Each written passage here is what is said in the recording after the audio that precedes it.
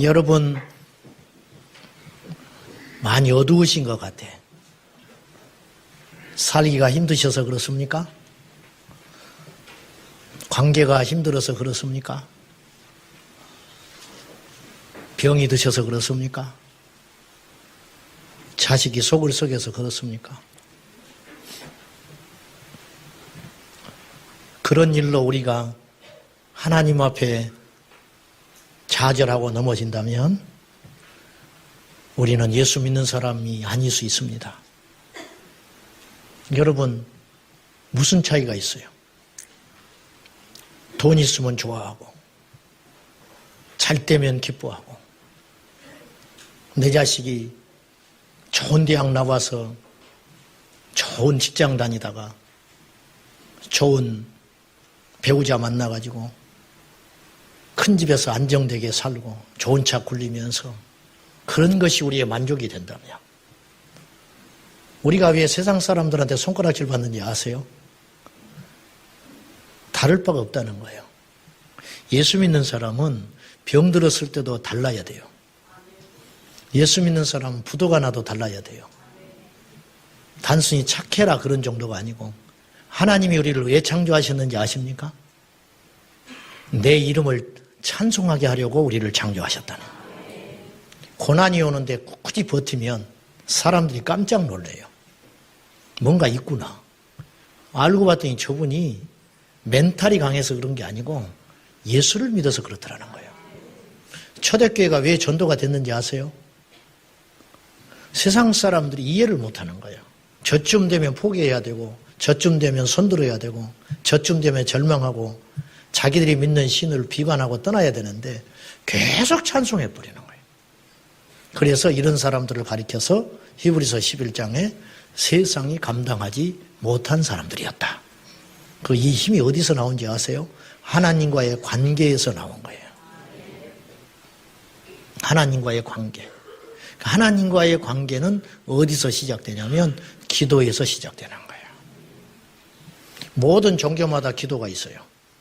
아이를 못 가지면 아이 달라고 기도하죠. 사업이 어려우면 사업 잘 되게 해달라고 또 기도하지요. 근데 기독교 신앙에서 말하는 소위 기도라는 것은 단순히 없는 것이 어려울 때 구하고 바라는 그 정도의 수준이 아니에요.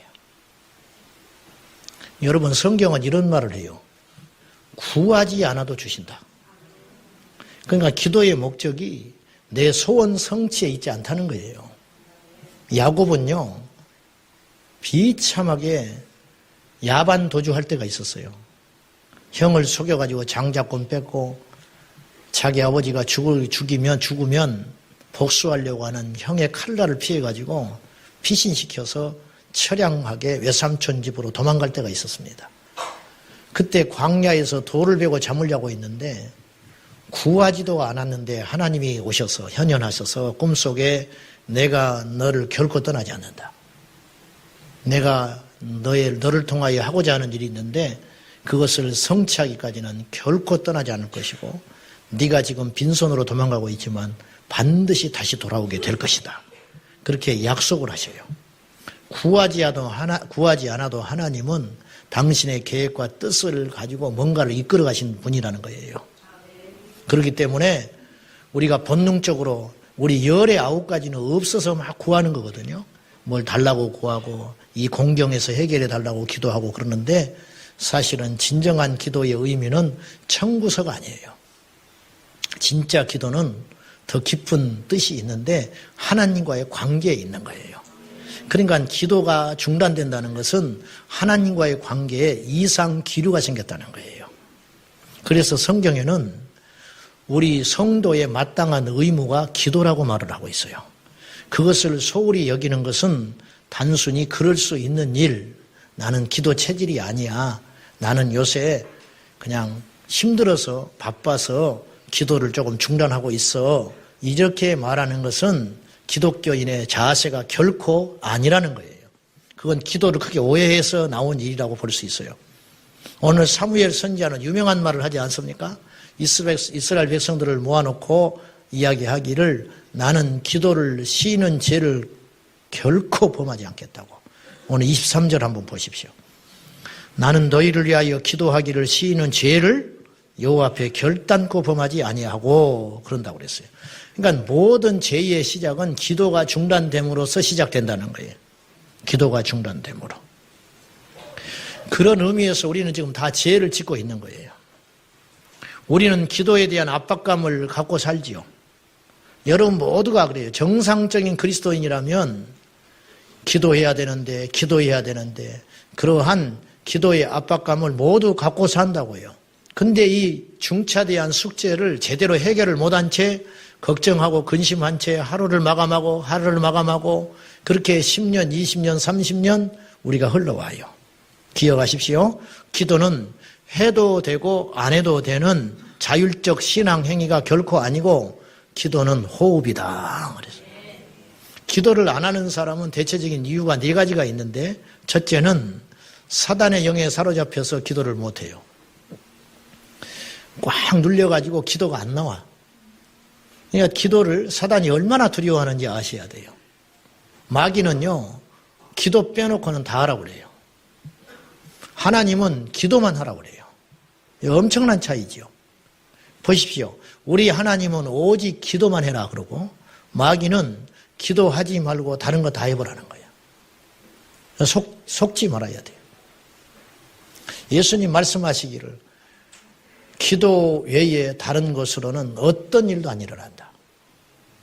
근데 우리는 기도가 힘든다고 생각하고 다른 걸 다 먼저 해보는 거예요. 그리고 마지막 선택으로 기도를 해요. 그건 어리석은 것이라는 거예요.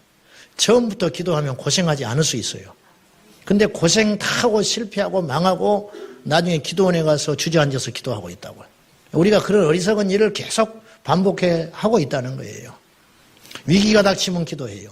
평소에 기도했으면 위기가 안 올 텐데 위기가 닥친 다음에 우리는 기도해요. 평소에 밥 먹으면서 기도하면 될 텐데 나중에는 이제 밥 굶으면서 기도하고 앉아 있어. 그건 지혜로운 게 아니에요. 평소에 낮에 와서 기도하면 좋은데 이제는 밤에 잠 못 자고 기도해야 할 날이 온다는 거예요. 물론 귀하고 소중한 일이지만 우리가 조금 지혜롭게 마귀에게 속지 말고 기도해야 할 필요가 있다는 거지요. 두 번째는 교만해서 기도가 안 나와요. 교만하기 때문에 기도하지 않아요. 교만한 인생은 절대 기도하지 않습니다. 세 번째, 기도의 가치를 몰라서 기도를 하지 않아요. 그래서 기도보다는 뭔가를 하는 것이 옳다고 생각이 되는 거예요. 우리가 그런 유혹에 빠질 때가 엄청나게 많거든요. 당장 먹을 것이 없으면 돈을 벌러 가지 성전에 와서 엎드려 기도하는 것은 만만치 않습니다. 누군가에게 오해가 생기면 풀고 싶지 하나님께 기도한다는 것은 결코 만만치 않는 일입니다. 마지막 4번째가 우리에게 제일 큰 기도를 쉬고 있는 이유라고 보는데요. 영적 불감증 때문에 그래요. 영적으로 감각이 무디어가지고 기도가 점점점 안 하다 보니까 처음에는 뜨끔뜨끔하고 기도해야 되는데 그러다가 기도를 중단하고 기도가 쉬어지는 일들이 너무 반복되다 보니까 나중에는 기도 자체를 못하게 돼버린다는 거예요. 불감증. 밥을 자꾸 적게 먹게 되면요, 위가 줄어듭니다. 그래서 나중에는 많이 먹으면 이게 견디지를 못하는 일이 벌어져요. 그런 것처럼 우리가 영적으로 불감증이 생겨가지고 기도를 자꾸만 약해지고 덜하게 되면 기도하지 않아도 어떤 위기가 닥침에도 불구하고 그런 문제의식이 사라지게 되는 무서운 환경에 처하게 된다는 것입니다. 기도 없이 유명해질 수 있습니다. 기도 없이 어떤 일이 잘 되고 있을 수 있습니다. 그러나 그것은 정말로 큰 위기라는 것을 우리가 알아야 됩니다. 오히려 기도 없이 어떤 일이 잘 되고 어떤 문제가 없다는 것 자체는 하나님께서 우리를 버렸다는 절대적 증거가 되는 것입니다. 하나님은 당신의 자녀가 기도하지 않는 것을 견디지 않으십니다. 당신의 종들이 엎드리지 않는 것에 대하여 하나님은 아주 심각하게 생각을 하고 계시다는 거예요. 자, 우리의 기도가 약해지거나 기도가 중단될 때 일어나는 끔찍한 현상들이 몇 가지가 있습니다. 첫째는 원수 마귀와 싸워 승리할 수 없습니다. 싸움 자체가 안 돼요. 우리의 싸움은 눈에 보이는 혈과 육에 대한 싸움이 아니라는 것을 우리는 익히 잘 알고 있습니다. 우리의 원수가 존재해요. 근데 기도하지 않으면 진짜 원수가 누군지 구분되질 않아요. 우리가 기도할 때, 우리 가정에 이런 이유 때문에 위기가 왔구나. 내 자녀가 이렇게 방황하는 이유가 그 영적 배후에 이런 세력이 있어서 그렇구나. 이 영적 분별력이 생겨가지고 제대로 실탄을 준비해서 진짜 적에게 쏴댈 수가 있는데, 기도하지 않으면 미움이 쌓이고, 기도하지 않으면 오해가 쌓이고, 기도하지 않으면 섭섭함이 쌓이고, 기도하지 않으면 인간적인 생각이 쌓이게 되어서 진짜 싸워야 할 적을 싸우지 못하는 이러한 악순환이 계속 반복되고 있는 현실이라 그렇게 볼 수 있습니다. 오직 원수 마귀는 기도의 사람에 의해서 떠나가게 되는 것이에요. 지혜로운 사람 마귀는 하나도 안 무서워요. 오히려 지혜로운 사람은 속기가 더 쉬워요. 왜 그런지 아세요? 자기의 지혜를 의지하기 때문에. 경험 많은 사람 마귀는 안 무서워해요. 그 경험 때문에 망하는 거예요. 옛날에 이렇게 했으니까 됐더라는 거예요. 그래서 지금 기도하지 않고 그 일을 계속하는 거예요. 자기 지식에도 속아요. 내가 알고 있는 경험으로는 그것이 이렇게 돼야 되는 것이고 이렇게 하면 안 되는 것이라고.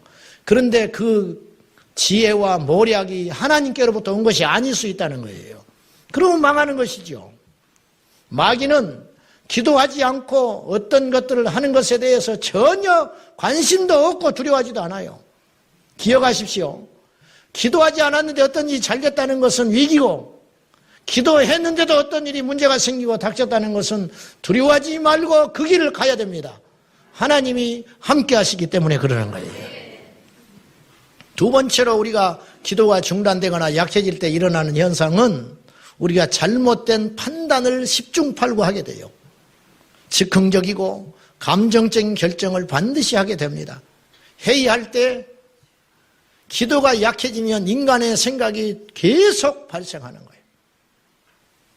봉사할 때 기도가 약해지면 계속 인간적인 방법으로 봉사합니다. 자기 고집이 나옵니다. 아집이 나옵니다.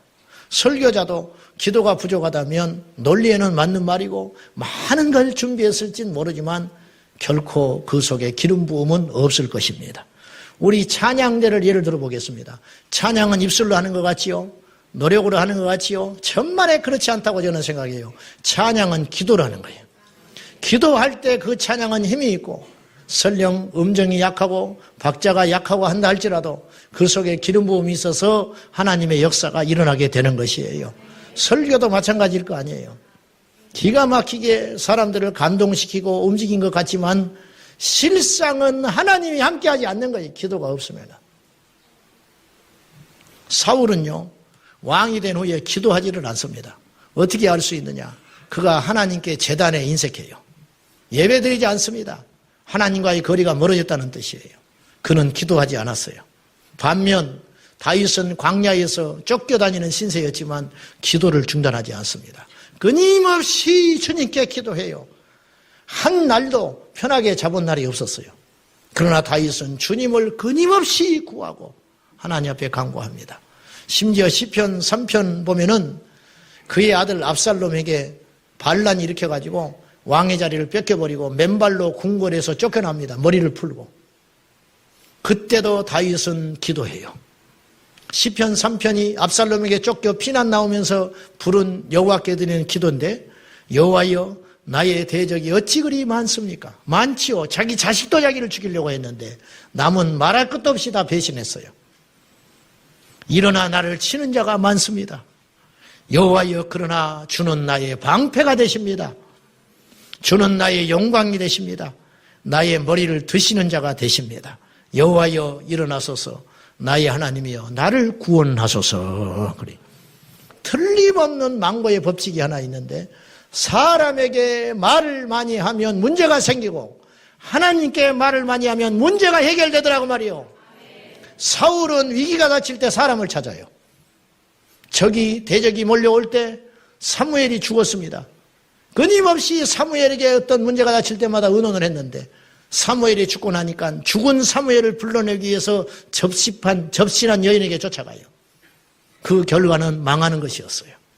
다윗은 아무 힘도 없고 주변에 군사도 없고 그냥 세상에서 상처받고 한 맺히고 원한 맺힌 신용불량자, 세상에 망한 인생들, 실패한 인생들만 주변에 있었지만은 다윗은 그들을 의지하지 않고 하나님을 의지했어요.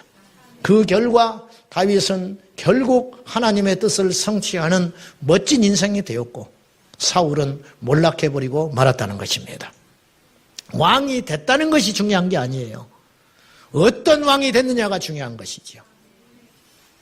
다윗이 성공했다는 말이 아닙니다. 다윗의 인생은 무지무지 고생했어요. 그러나 그의 인생을 복되다고 우리가 말할 수 있는 이유는 하나님께서 그의 인생을 꽉 잡고 있었기 때문에. 여러분 고생하는 거 두려워하면 안 돼요. 시련당하는 게 무서운 게 아니에요. 우리에게 정말 무서운 것은 하나님의 영이 떠나버리는 것이에요. 우리가 하나님의 손을 꽉 붙잡을 수 있는 유일한 비결은 기도하여 주님의 품으로 계속 나가는 것입니다. 세 번째, 기도가 중단되면요, 우리는 결코 변하지 않습니다. 즉, 축복도 받을 수 없고 하나님의 뜻도 성취되지 아니하며 어떠한 일도 하나님 우리를 통해서 일하시지 않는다는 거예요. 어떤 사람이 교회를 그토록 오래 다녔는데 안 변했다. 기도가 약해서 그래요. 우리가 부흥회를 하지 않습니까? 우리가 특별한 집회를 합니다. 성경 공부를 합니다. 어디 가서 훈련도 받습니다. 다 좋습니다. 또 어떤 설교 말씀을 통해 강력하게 도전도 받습니다. 울기도 합니다. 유튜브나 이런 설교들을 통해서 심장이 뛰면서 그걸 듣고 있다가 무릎을 꿇고 기도하는, 무릎을 꿇고 그렇게 할지도 몰라요. 근데 그 은혜가 계속 유지되지 못하는 이유는 무엇이냐? 우리가 하나님 앞에 개별적으로 기도하지 않아서 그렇다는 거예요. 데이비드 윌커슨 목사님은 이런 말을 했어요. 다른 사람에게 기도를 부탁하는 사람 치고 기도를 제대로 하는 사람이 많지 않다. 나를 위해 기도해 주시오. 목사님 나를 위해 기도해 주시오. 집사님 나를 위해 기도해 주시오. 속지 마시오. 그거 믿음 아니에요. 내가 하나님께 정작 가서 엎드리지 아니하면 어떤 일도 안 일어난다는 거예요. 그래서 데이비드 윌커슨 목사님이 어떤 분에게 이런 말을 했다는 거예요. 목사님 나를 위해 기도해 주십시오. 나를 위해 기도해 주십시오. 그때 이분이 이렇게 단호하게 이야기를 했어요. 당신이 당신의 문제를 놓고 기도하지 않는다면 나는 당신을 왜 기도하지 않는다 그랬어요. 당신이 엎드려 하나님께 기도하지 않는데 내가 왜 당신의 문제를 위해 기도하느냐. 그런 일은 효과가 없기 때문에, 안 일어나기 때문에 나는 너를 위해 중보기도 할 수 없다. 그렇게 이야기했다는 거예요. 우리가 어떤 충격은 받아요. 강력한 말씀에 충격받고 도전받을 수는 있어요. 속지 마세요. 그것이 변화가 아니에요. 그것이 변화가 아니에요. 지속적이고 간절하고 강력한 기도가 없다면 그 모든 은혜와 결단들은 옛날 헛일이 되고 마는 것입니다. 우리가 세상적 가치관을 못 버리는 이유가 어디가 있습니까? 예수님의 제자들이 끊임없이 주님을 보고 주님의 이적을 보고 주님과 함께 식사를 하는 그런 특권을 누렸지만은 그들은 끊임없이 인간의 생각을 버리지를 못해요. 그래서 누가 큰 자입니까? 우리 이야기예요. 우리 이야기. 목회자가 기도하지 않으면 교회를 경영하게 되는 것이지 하나님의 나라는 이루어지지 않아요. 재정이 많아지고 유력한 사람이 늘어나도 그것은 인간의 집단 이상 이하도 절대 아니게 되는 거예요. 성도들이 교회에 와서 열심히 봉사하고 헌신하고 수고하는 건 좋은데 그 속에 은밀하고 강력한 하나님과의 끈질긴 기도가 약해지고 소실된다면 그건 자기의 바벨탑을 쌓고 있는 것과 똑같습니다.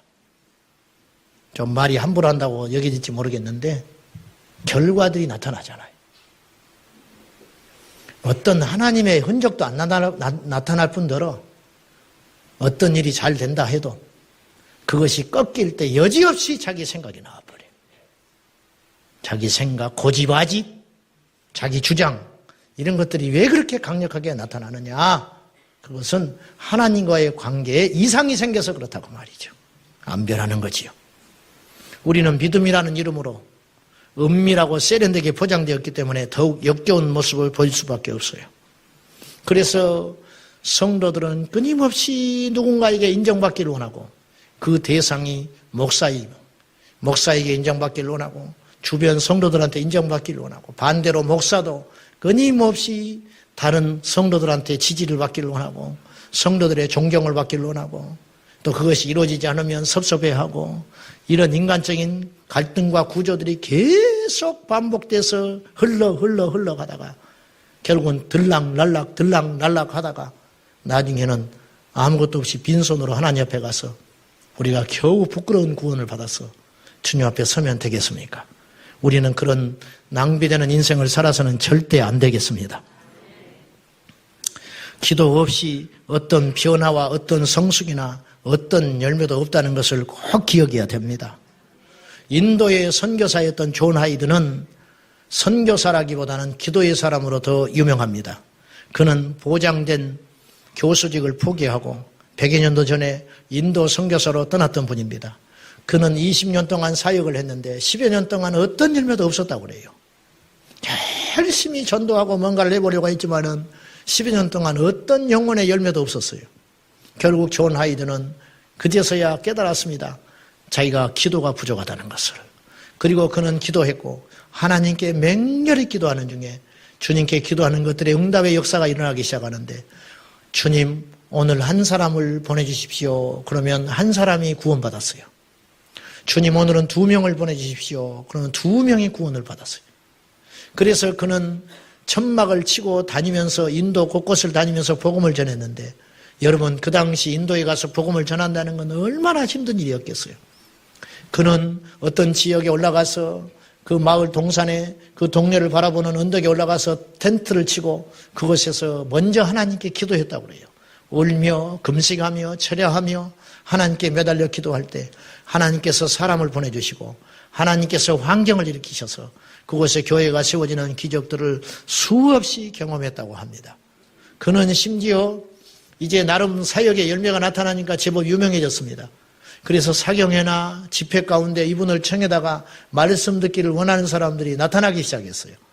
그런데 그는 집회 초청을 받아도 자기가 설교하는 것을 사양하고 다른 분을 설교장에 세워놓고 본인은 골방에 가서 그 집회 시간 하루든 이틀이든 하나님과 중보 기도하는 일로 다했다고 그래요. 그래서 집회는 둘 중에 하나였다고 그래요. 하이드가 기도하는 집회와 하이드의 기도가 없는 집회로 구분할 정도로 확연히 달랐다고 합니다. 여러분, 오늘 우리가 와서 원근각제에서 와서 예배를 드렸는데 빈손 들고 왔다가 빈손으로 돌아가며 인간의 걱정과 염려와 두려움과 생각을 안고 왔다가 또다시 그냥 빈수레로 돌아가게 되는 이유는 어디에 있는가? 우리가 충분히 기도하지 않았기 때문에, 기도하지 않기 때문에, 설교자가 기도하지 않고 예배에 참여하는 성도들이 기도하지 않는다면 과연 그것은 인간의 집단 이하도 이상도 결코 아니라는 걸 꼭 기억하셔서 우리가 기도의 골방에 찾아가는 저와 여러분 꼭 될 수 있기를 예수님의 이름으로 축복합니다. 존 하이드는 별명이 있었는데 잠을 자지 않는 사람이라는 별명이 있었다는 거예요. 인도 현지인들이 존 하이드를 보고 저 사람은 잠을 자지 않는 사람이다. 잠을 자는 걸 보지를 못했다는 거예요. 왜? 밤낮으로 기도했기 때문에 그는 잠을 자는 걸 못 봤다는 거예요. 기록에 의하면요 30일 동안 밥 먹고 잠깐 쉬는 것 외에는 계속 기도했다는 기록이 있어요. 30일 한 달 동안. 심지어 36시간 동안 무릎을 꿇고 한 자리에서 기도했다는 거예요. 우리 10분도 무릎 못 꿇어요. 10분도. 36시간을 존 하이드는 그 시간을 채우겠다고 했던 건 아닐 거예요. 기도를 하다 보니까 그렇게 많은 기도의 제목이 쌓였더라는 거예요. 기도를 하면 기도거리가 점점 늘어납니다. 기도를 안 하게 되면 나중에는 뭘 기도해야 할지도 몰라요. 성경을 안 읽다 보면 어디서부터 읽어야 할지를 몰라요. 그래서 맨날 창세기 1장만 못 살게 보는 거예요. 창세기 1장. 새해가 되면 맨날 창세기 1장 들여다보고 앉아있어요. 마태복음 1장 있다가 족보가 복잡하니까 넘어갔다가 남의 족보에 내가 무슨 상관이 있냐고 그러고 그러다가 중도에 포기하고 결심만 계속 하다가 성경을 너무 안 읽다 보니까 읽기는 읽어야겠는데 어디서부터 읽어야 할지를 모르겠는 거예요. 창세기부터 읽자고 하니 이건 계속 번번이 실패했고 이런 어이없는 일들이 벌어지고 있는 거예요. 기도도 마찬가지예요. 기도를 쉬고 중단하다 보니까 무엇을 기도해야 할지조차도 안 떠오르는 거예요. 여러분 그렇지 않습니까? 솔직히 정직하게 말해봅시다. 무엇을 기도해야 할지도 모르잖아요. 지금 행설수설하고 있는 거예요. 존 하이드가 마지막 죽을 때 외친 말은 이 한마디였어요. 예수 그리스도의 승리를 외치라.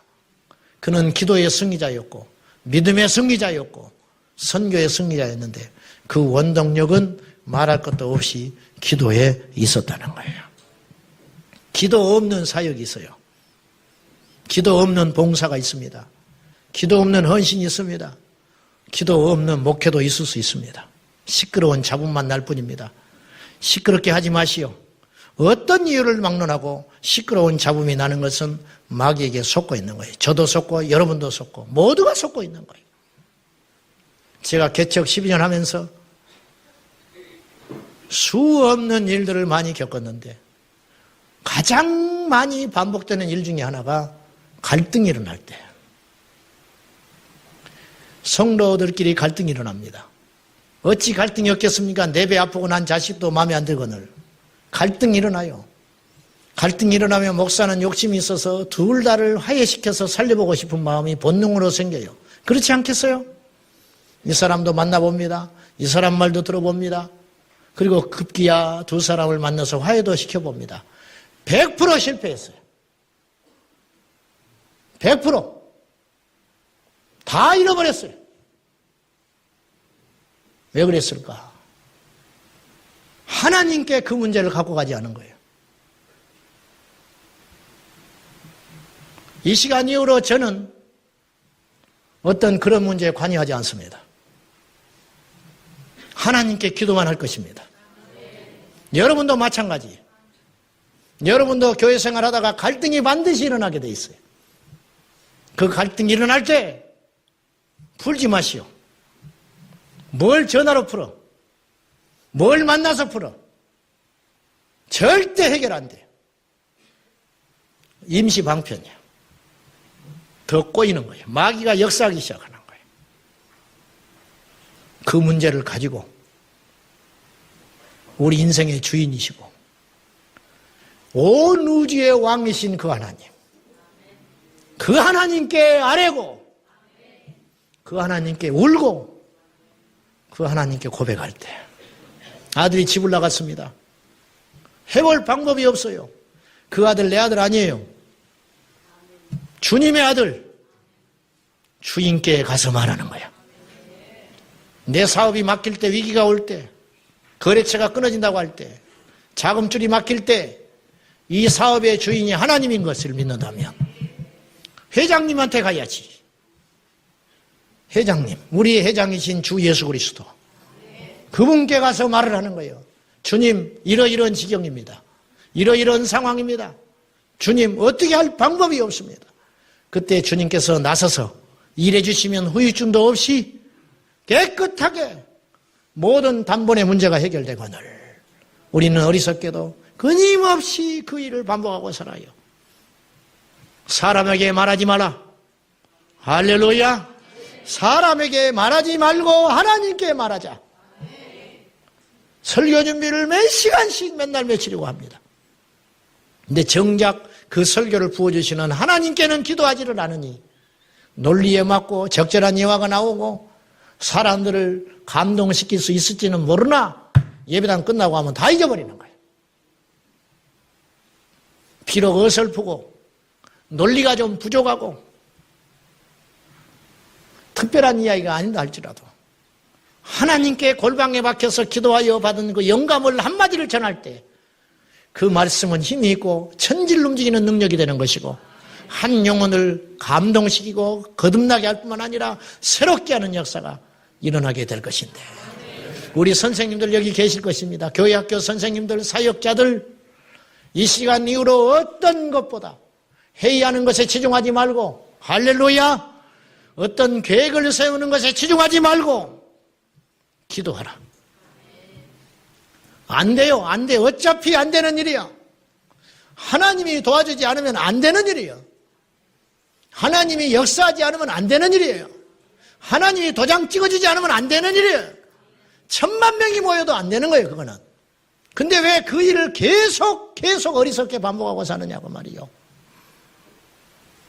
최고의 교육은 자녀를 위해 기도해 주는 거예요. 최고의 부모는 자녀를 위해 축복하고 자녀를 위해 기도하고 자녀의 장래를 위해서 하나님 앞에 믿음으로 살기를 위해서 하나님께 눈물로 기도할 때 유산을 물려주지 않아도 괜찮아요. 많이 가르치지 않아도 괜찮아. 부모의 기도는 자식을 축복되게 하는 힘이 있는 거예요. 왕들이 백성에게 할 수 있는 최고의 축복은 좋은 정치력이 아니고 백성을 위해서 기도하는 것. 성도들이 목사를 위해 할 수 있는 최고의 일은 목사를 위해 기도해 주는 것이고, 목사가 성도들에게 할 수 있는 건 신방하는 일, 상담해 주는 일, 그 어떤 일도 다 소중하겠지만 그 어떤 일보다 더 중요한 것은 우리 성도들을 위해서 하나님 앞에 골방에 와서 엎드려 기도할 때 하나님이 일하기 시작한다고 믿습니다. 사랑하는 여러분, 오늘 이 예배가 우리에게 엄청난 계기가 되었으면 좋겠습니다. 기도하리라. 기도의 불을 받아야 된다. 기도할 때 문제가 해결된다는 그런 단순한 문제가 아니고 하나님께 기도할 때 우리는 정상으로 찾아가기 시작하는 거예요. 기도할 때 뭔가 맞춰져 가기 시작하는 거예요. 기도할 때 하나님께서 일하시는 것이 보이기 시작하는 거예요. 이 놀라운 축복, 기도는 짐이라고 여기지 말고 오직 하나님께 기도함으로 우리 모두가 인생의 영적인 승리자, 사역의 승리자, 믿음의 승리자, 교회 생활의 승리자, 세상의 정복자가 될 수 있기를 주님의 이름으로 축복합니다. 24시간 중 낭비되는 시간을 잘 따져보시고 그 낭비되는 시간들을 최소화하여 하나님께 나가야 됩니다. 다니엘서 6장 10절에 보면 다니엘은 시시한 사람이 아니었어요. 그 나라의 총리 대신이었는데 다니엘은 그 바쁜 와중에서도 왕의 의인이 찍힌 걸 알고도 기도를 금지했다는 걸 알고도 예루살렘을 향하여 창문을 열어놓고 하루에 3번씩 기도하였다. 그날만 기도한 게 아니에요. 지금까지 계속 그렇게 기도해왔고 위기가 닥쳐도 기도하고 죽인다고 해도 다니엘은 기도를 중단하지 않고 끊임없이 기도했다는 거예요. 그 기도가 다니엘을 잊게 만든 거예요. 빠삐용이라는 영화를 보면 이런 내용이 나온대요. 외딴섬 독방 감방에 갇혀 있는데 꿈속에서 이 빠삐용이 재판을 받아요. 꿈속에서 재판을 받을 때 재판관이 이렇게 말을 해요. 너는 법을 어기지는 않았다. 너 억울한 거 안다. 그렇지만 너는 인생을 허비한 죄를 지었으니 사람이 지을 수 있는 가장 큰 죄를 지었다. 그러니까 빠삐용이 꼼짝 못하고 그 죄의 판결을 받아들이는다는 거예요. 꿈속에서. 맞다고, 나는 인생을 허비한 죄를 지었다고 그렇게 이야기했어요. 300만 원 월급을 받는 사람이 한 달에 20일 동안 8시간씩 일을 하면 이 사람이 그 일을 마치고 집에 가서 텔레비전 앞에서 멍하니 1시간을 보냈어요. 그러면 이 사람은 18,750원을 버린 거예요. 18,750원. 거기다가 치킨 하나 시키며 먹으면 4만 원 날아가 버리는 거예요. 스마트폰, 사람과의 잡담. 바쁘다고요? 거짓말하지 맙시다. 바쁜 것 없어요. 여러분, 기도하면 시간이 남아요. 왜 그런지 아세요? 하나님이 대신 일하시기 때문에. 내가 일하려면 이건 열흘이 걸려도 안 풀어져. 하나님이 일하시면 자기가 스스로 찾아오는데 하나님께 기도하면 하나님이 사람을 보내가지고 해결해 버리는데 뭐하러 출장 다니고 뭐하러 난리법석을 들어. 하나님이 다 해결해 주시는데 이런 간증들이 여러분에게 숱하게 있지 않습니까? 어디서든 기도하되 성전에 와서 기도하십시오. 이걸 잘 활용하셔서 위기가 닥칠 때 기도하고 시련이 닥칠 때 기도하고 오늘 제목을 제가 이렇게 적으려고 그랬어요. 밥은 굶어도 기도는 쉬지 말자. 그러다가 밥 굶어버린 사람이 있겠더라고. 그래서 죽게 돼도 기도하자 그래요. 죽게 되더라도 기도하다가 죽으면 순교하는 거예요. 망하더라도 기도하다가 망해. 어차피 망한 거 뭐하러 기도하다가 막지. 술 먹고 망하면 되겠어요? 어차피 시한부 인생 사는 우리 다 죽는 거예요, 사실은. 언제 죽을지 몰라서 우리가 이렇게 웃고 다니는 것이지 다 죽는 거예요, 다 죽어. 응?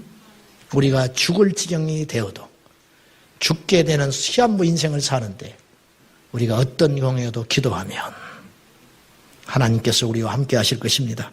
2018년은 더 혹독한 나날이 될지 몰라요.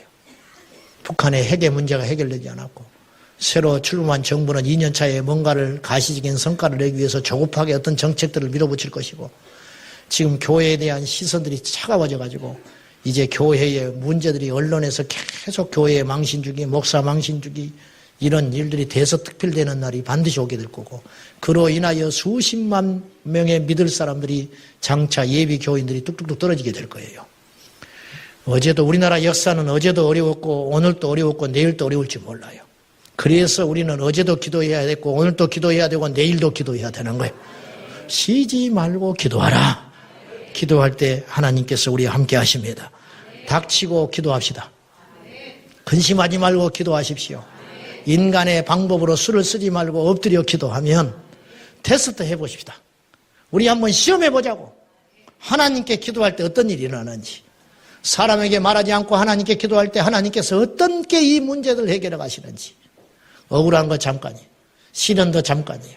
하나님께 기도하면 하나님이 일하실 줄 믿고 태산도 무너지고 원수도 굴복하게 되는 날이 올 것이니까 최고의 왕이신 우리 주 예수 그리스도 그분께 쉬지 말고 기도하는 저와 여러분 꼭 될 수 있기를 예수님의 이름으로 축복합니다. 기도하겠습니다. 하나님 아버지, 저희는 다 기도를 쉬는 죄를 범하였습니다. 기도가 약하고 중단되었기 때문에 우리 인생에서 끊임없는 잡음과 문제와 시련이 있어서 하나님을 영화롭게 하는 복음적 삶을 살지 못하고 있음을 고백드리나이다. 아버지 하나님, 정신을 차리고 회개하여 기도의 자리로 돌아가게 하여 주십시오. 잃어버린 골방을 찾게 하여 주십시오. 놓쳐버렸던 기도의 줄을 잡게 하여 주십시오. 식어져 버린 기도의 불을 받게 하여 주시옵소서. 예수님의 이름으로 기도하옵나이다. 아멘.